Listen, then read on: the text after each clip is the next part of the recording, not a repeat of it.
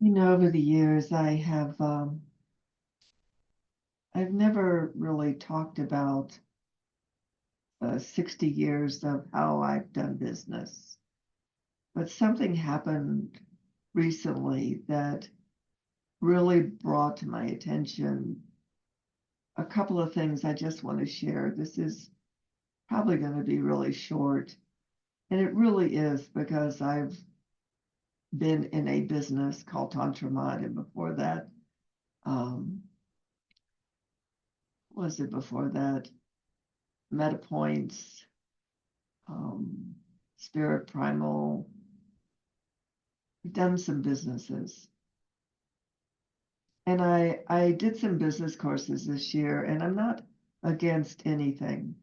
I just want to add maybe a flavor of wisdom to a conversation that for me is very important because for me, business is where we interface with human beings.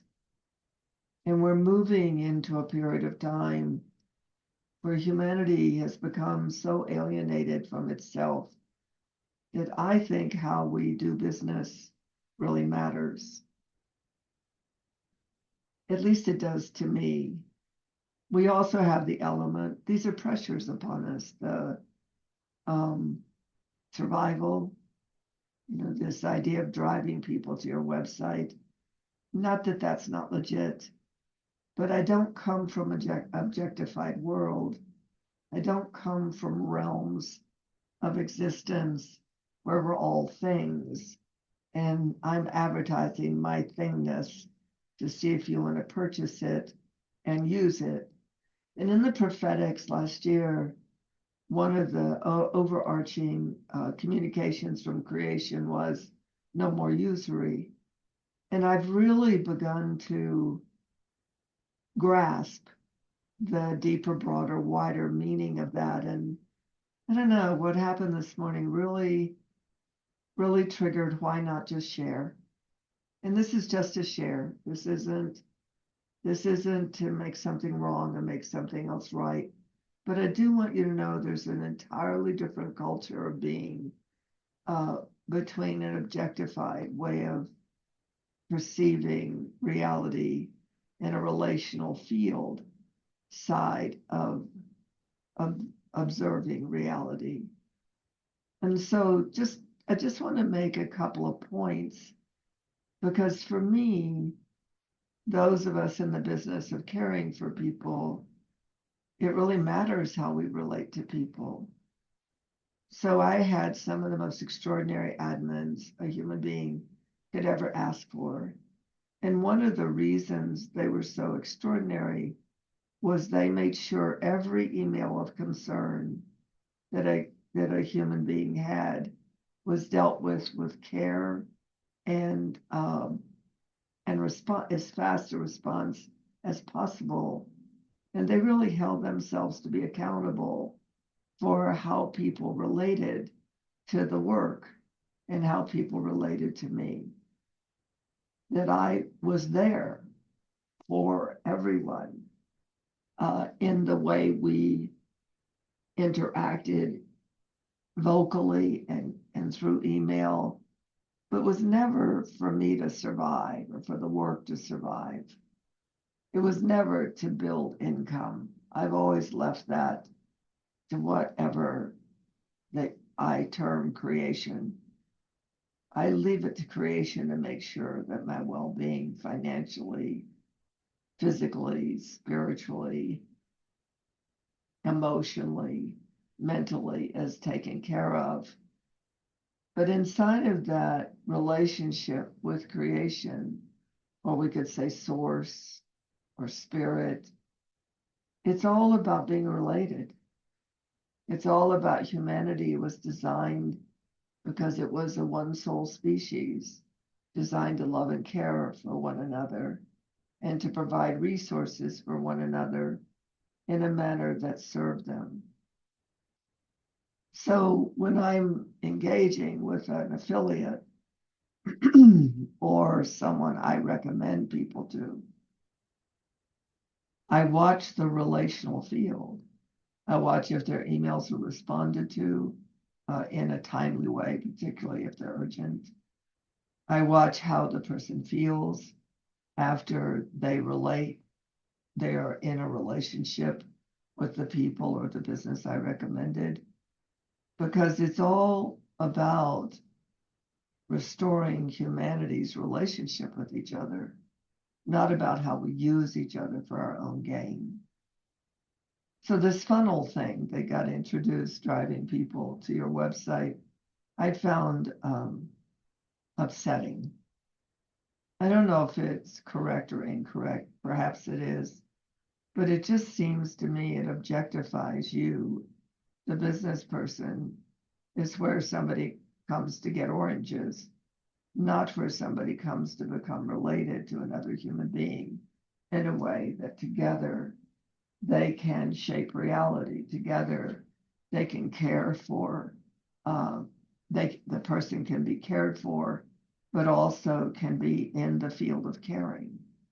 So that's a relational field. A relational field would be a field of caring, a field of attention, a field of making sure that the human being knew that it wasn't just about the product or the service, that they were really relating to a human being that cared about them, whether that human being ever does an engagement with me or ever does an activation with me. My mantra after 60 years is I will survive. I just had to take that on as a base level, because otherwise I could be distracted in my own work, thinking the work was the source of my financial survival. And it's not. It's not for me. It's my relationship with the universe, my relationship with all living beings and all animate forms is the true source of my survival, particularly this time when the financial institutions will probably be going through a lot of dramatic changes. We don't really work anymore, a lot of us, a lot of human beings, and they rely on the money from the government. But if you don't have enough workforce, then you can't take care of those that can't work. And we haven't really looked at work as something within which we all have a place to relate. It's just really fascinating to me. So the other thing is that the value we place on whether people want our work or not. I work by word of mouth only for the most part, and I'm not promoting this. I really honestly am not. I just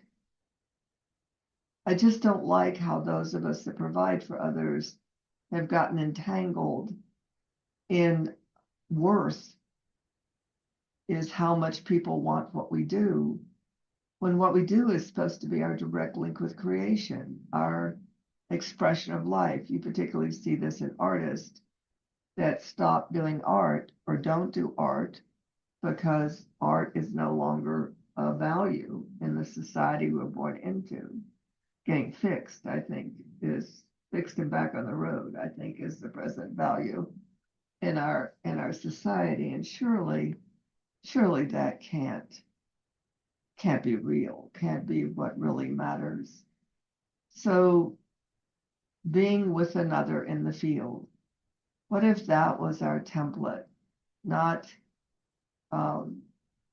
my value is what I do, but my value is in how I be with myself, others, and life in a relational way, not like a thing that should have value. And why don't people understand it doesn't have value?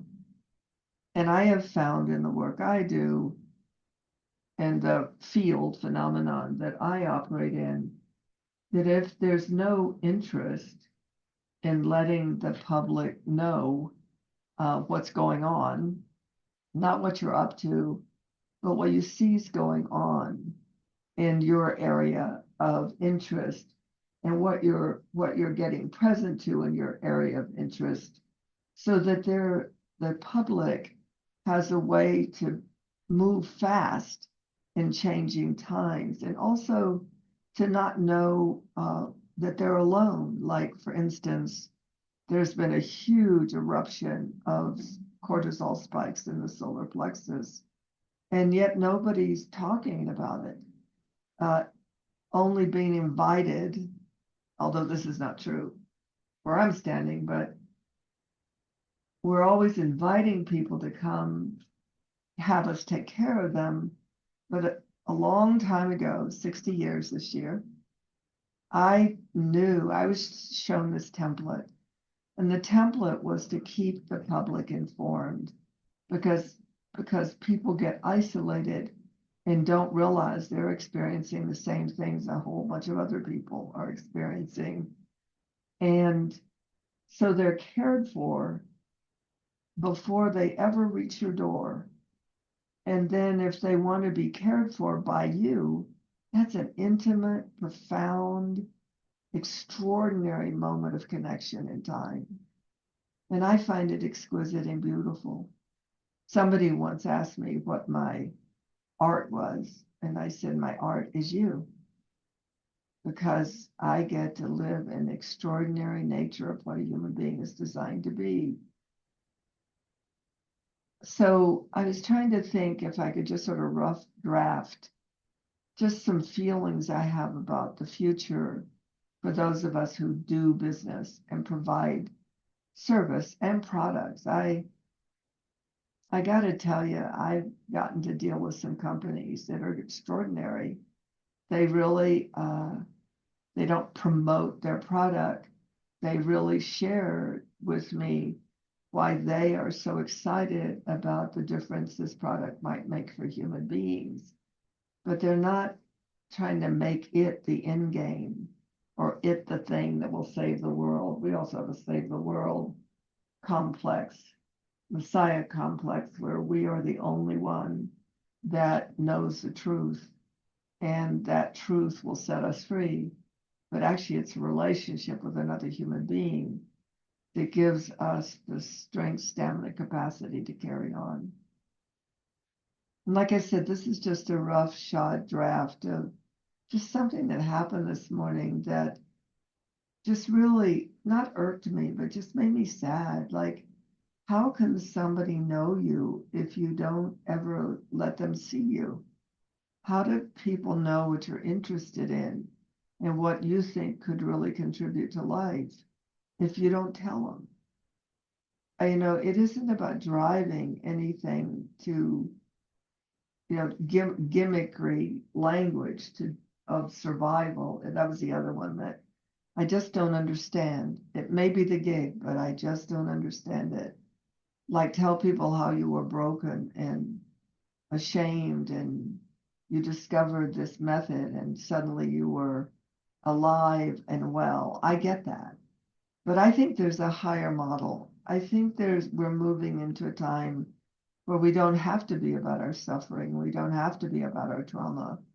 And we don't have to also be saints, or that we have always had it handled. But what if there was a shift of state that's going on? While we could share our trauma and how we recovered from it, because for years I have talked to people about we're in a recovery model. We live in a trauma recovery model. But when people recover from their trauma, what's there? Who am I? What am I here for? What about my existence gives me life and has me experience myself in life as whole? That's a relational field. That's a relational field. So when people used to ask me, when we started this emergence of that which wasn't ignoring trauma, but was building relational fields within which trauma had no place, because when we're in an environment of connection and care and well-being, trauma isn't a priority because there's nothing to traumatize us. So people used to say, I don't know how to explain to people what I do. And I'm like, what if we're not in doing anymore?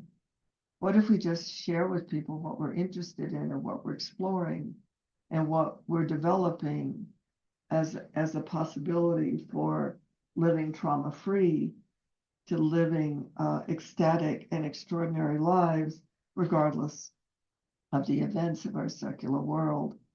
And now we're kind of being driven to that. We're not kind of, we're being driven into that. We're the placeholders, those of us that interface with the public. If we do interface with the public as a personal self, we're the ones that are helping humanity build their consciousness and build their relational fields within which the transitions that are happening in our secular world don't take them out. I did a prophetic a few weeks ago, maybe last week, and it just shook me to my timbers because the person is so dedicated to the well-being of others. And yet I could see the environment that she was going to have to deal with in the immediate future was going to be so toxic, so vitriol. And I didn't know how to wake up in her commitment to her own well-being, and that she didn't have to sacrifice her life for a place where she couldn't make any difference.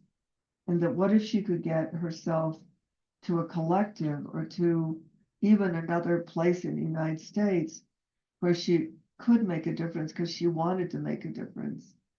And this has always been what I've known about these times, that a caretaker must make sure that they're in charge of their own personal care and their own personal well-being, or this extraordinary wave of trauma that is moving through the human sector right now will take them out, because we aren't meant to live traumatized lives.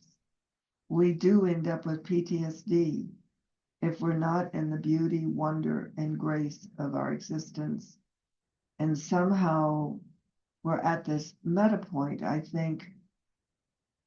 I'm not saying for sure, but I have a strong suspicion that how we relate to each other and how we be with each other at this time, like I love my Facebook group, my Facebook Live, I love my Facebook personal page right now because it's so inspiring.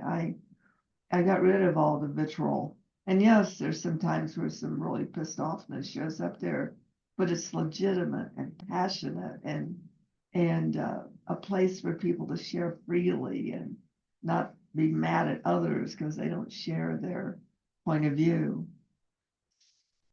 So I just want to say that those of us that love what we do and has seen how it's contributed to the people in our care, let people know what you're discovering and what you see as possible for human beings now, and give them a place to think, give them a place to enter into a place of being able to question their existing environment and maybe see the possibility another way that they could live and another way that they could be. You know, I had these creation templates forever, and people probably will not be drawn to them in droves, because human beings think the thoughts in their head is them. But there will come a time where those creation templates will be incredibly valuable to people because they can pull them out of the mechanized, weaponized mind that is presently destroying reality. But I don't promote them. I leave that to the Language of Consciousness Institute to talk about their value and talk about what they've seen has happened for people that have done them. I take care of who we are to creation and who we are to ourselves, others, and life. That's mine to do. And it's mine to do because it's the opportunity before us, and frankly, because it jazzes me. And it gets me up in the morning, and it makes me want to sit in the dark with my grand dog and have this conversation, because we are in a moment in time where trauma will be taking us out. if we cannot find this, what sources our well-being and what lets us feel connected to life and have us exist as whole, that is really the epidemic before us.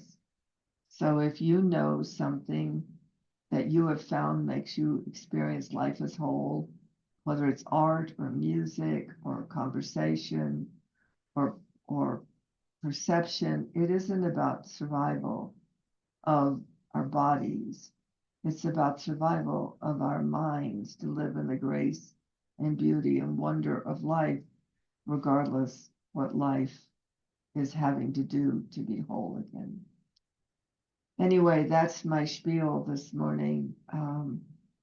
I do think that business people are the front line now of reestablishing a relational society where people know it's not just a product, but behind that product are people that genuinely care, not just a service, but a person behind that service that they can relate to and they can feel related to and safe with and know they've got their back. No more thingness, okay? No more having us be things. I talk about it in the Language of Creation book. Your Original Design is just a little book. It would make a great manual just to purchase. And I can't believe, sounds like I'm promoting now, but it would help.